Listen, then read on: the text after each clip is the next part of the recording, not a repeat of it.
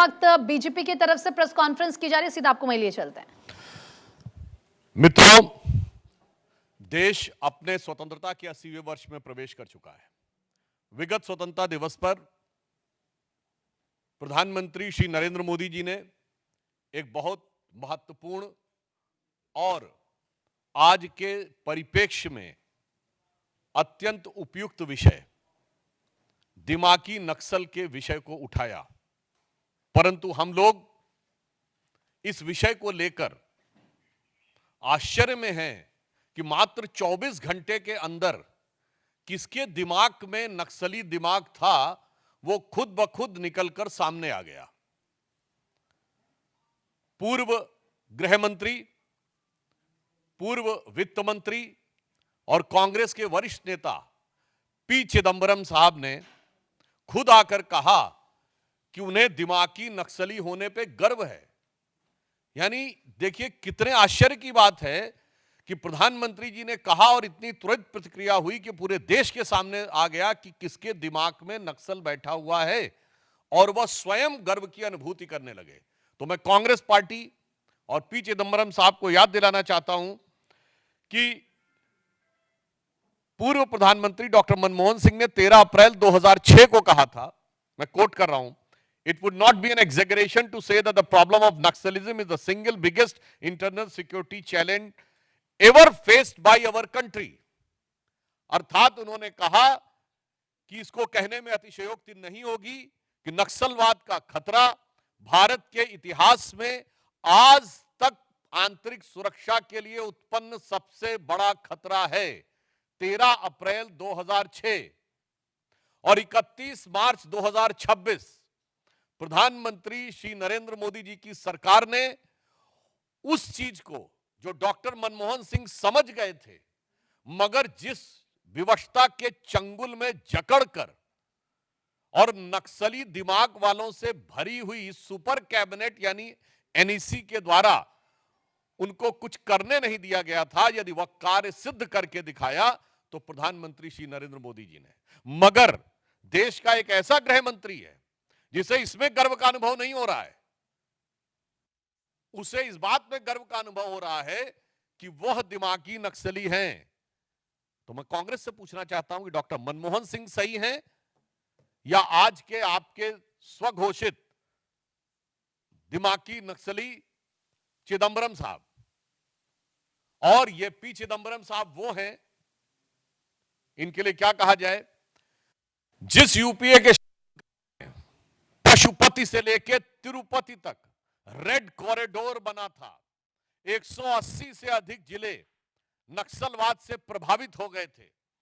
दंतेवाड़ा में 2010 में सीआरपीएफ के इतने बड़ी संख्या में 75-76 जवान शहीद हुए और उसके बाद राजधानी के एक नामी गिरामी विश्वविद्यालय में खुशियां मनाई गई। ये होता है दिमागी नक्सली। और इतने बड़े विषय के बाद चिदंबरम साहब के शासनकाल में 5000 से अधिक निर्दोष नागरिकों की मौत हुई। 1913 सुरक्षा बलों के जवान नक्सली अभियानों में शहीद हुए। 180 जिले नक्सल प्रभावित हो गए। 92% से अधिक हथियार जो नक्सलियों के पास थे वो पुलिस के हथियार थे जो लूटे गए थे। और याद करिए 2009 में उस समय प्रमुख नक्सली नेता किशन जी ने कहा था 2030 तक दिल्ली पे हमारा कब्जा होगा, मगर आज वो 180 नक्सल प्रभावी जिले शून्य पर आ गए हैं। मगर उसके बाद भी उन 180 जिलों में भारत में सामंजस्य दिखता था और यहां पर समस्या दिख रही है। मैं ध्यान दिलाना चाहता हूं कि वो दंतेवाड़ा और वो झीरम घाटी जहां पर खून की नदियां बहती थीं, चिदंबरम साहब और कांग्रेस पार्टी,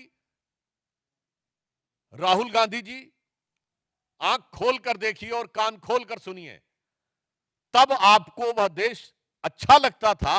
और आज गृह मंत्री अमित शाह जी के कार्यकाल में यह परिस्थिति बनी है कि बस्तर में लगातार 2 साल ओलंपिक हुए हैं। ये सौहार्दपूर्ण सकारात्मक और युवा ऊर्जा का प्रतिनिधित्व करता हुआ बस्तर अच्छा नहीं लगता है। अभी मात्र कुछ दिन पहले नेशनल हैंडलूम डे के ऊपर रायपुर में ट्राइबल एरियाज के युवकों के द्वारा हैंडलूम कपड़ों का को रैंप पे वॉक किया गया। ये ट्राइबल युवा का यानी ट्राइबल जेनजी का रचनात्मक प्रदर्शन अच्छा नहीं लगता था, और वो अच्छा लगता था। ये है दिमागी नक्सल जो इन लोगों के दिमाग में बैठा हुआ है।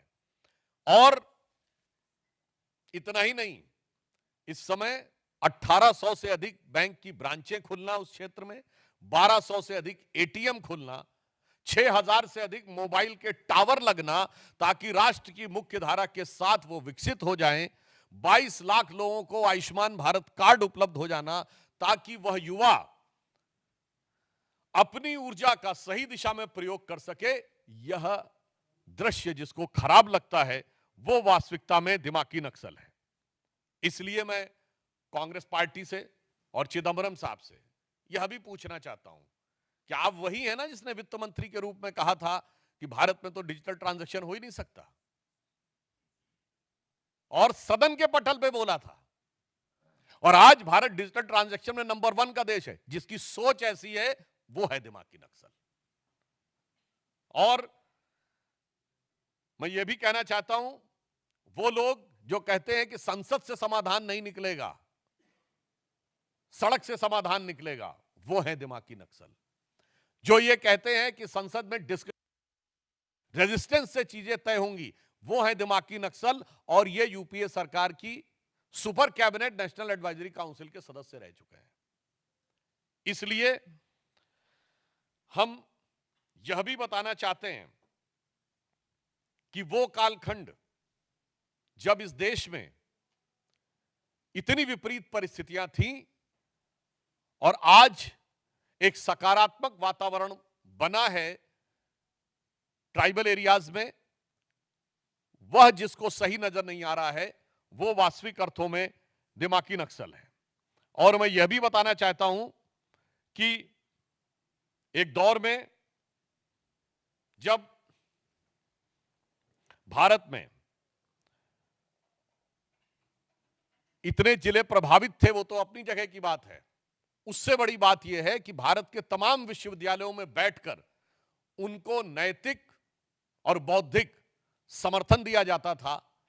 वो लोग वास्तविक अर्थों में दिमागी नक्सल हैं, जिन्हें गांधीयंस में गन नजर आती हैं, जिनको नक्सली, जिनको गांधीयंस विद गन कहते हैं। यानी कहां महात्मा गांधी जो अहिंसा के प्रतीक, और कहां माओवादी जो कहते power comes from the barrel of gun, जो नक्सलियों को गांधीयंस विद गन कहे और उन नक्सलियों को अपनी भारत जोड़ो यात्रा में साथ में रखे। उन राहुल गांधी से पूछना चाहता हूं, यह है वास्तविकता में दिमागी नक्सल। और इसीलिए हम यह भी कहना चाहते हैं कि चिदंबरम साहब हो या कांग्रेस पार्टी, ये वही लोग हैं जिनको एक विशेष प्रकार की चीज में अलग लगाव नजर आता है और दूसरे प्रकार की चीज में दुराव नजर आता है। मैं उदाहरण के लिए बोलना चाहता हूं, प्रधानमंत्री श्री नरेंद्र मोदी जी ने इन्वायरमेंट के लिए काम करने वाले उन लोगों को सम्मानित किया है, जैसे कर्नाटक की रानी गौड़ा, जिन्होंने 1 लाख से अधिक वृक्ष लगाए।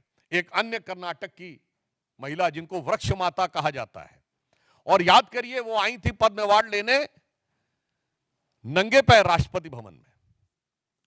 मगर ये लोग इन्वायरमेंटलिस्ट नजर नहीं आते थे, जो लोग एयर कंडीशन कमरों में दिल्ली में बैठकर और भारत चीन सीमा के ऊपर होने वाले भारत की सुरक्षा की दृष्टि से महत्वपूर्ण इंफ्रास्ट्रक्चर को रोकने का काम करते थे, वो लोग इन्वायरमेंटलिस्ट नजर आते थे। और जो ये कहता था, जो सरकार ये कहती थी कि हमारी तो दशकों से स्थापित नीति है कि होना ही नहीं चाहिए सीमा के ऊपर इंफ्रास्ट्रक्चर, वो है दिमागी नक्सल। इसलिए हम ये कहना चाहेंगे कि संयोग देखिए कि माननीय प्रधानमंत्री जी ने स्वतंत्रता दिवस पे बोला था और आज नागपंचमी आते आते ये जितना दिमागों में जहर था वो सब पूरे दिमाग से उजागर होकर उन्होंने खुद स्वीकार कर लिया कि हम क्या हैं। तो मैं सिर्फ अंत में यह कहना चाहूंगा कि माननीय प्रधानमंत्री जी ने जो संकेत दिया है यह बहुत सहज और स्वाभाविक है। इसके लिए किसी को दिमाग पे जोर लगाने की जरूरत नहीं है, सिर्फ आंख खोलकर देखने की जरूरत है। उसे दिखाई पड़ेगा कि दिमागी नक्सल कौन है। दिमागी नक्सल वो है जिसको हाफिज में साहब नजर आता है, याकूब मेनन में जुडिशियल किलिंग नजर आती है, जिसको ओसामा में जी नजर आता है, जिसको जाकिर नायक में शांति का मसीहा नजर आता है, जिसको इशरत जहां में बेटी नजर आती है, बुरहान वानी में भटका हुआ नौजवान नजर आता है और भारत के सेना अध्यक्ष में सड़क छाप गुंडा नजर आता है। यह है वो दिमागी नक्सल। और आज हर भारतीय को इस चीज को सिर्फ आंख खोलकर देखने की जरूरत है और कान खोलकर समझने की जरूरत है। स्वतः समझ में आ जाएगा और उन लोगों ने जब स्वयं स्वीकार कर लिया है तो हमें लगता है अब किसी प्रकार का कोई संदेह या किंतु परंतु किसी देशवासी के मन में नहीं रह गया है कि जो माननीय प्रधानमंत्री जी ने कहा था कि कांग्रेस अब मुस्लिम लीगी माओवादी कांग्रेस हो गई है, तो अब उन्होंने खुद कह दिया है कि वो सिर्फ मुस्लिम लीगी माओवादी कांग्रेस नहीं बल्कि दिमागी नक्सल कांग्रेस भी हो गई है। ये उन्होंने स्वयं स्वीकार कर लिया है। मित्रों, इस विषय से जुड़े सभी प्रश्न आमंत्रित हैं। ब्रह्म प्रकाश दुबे।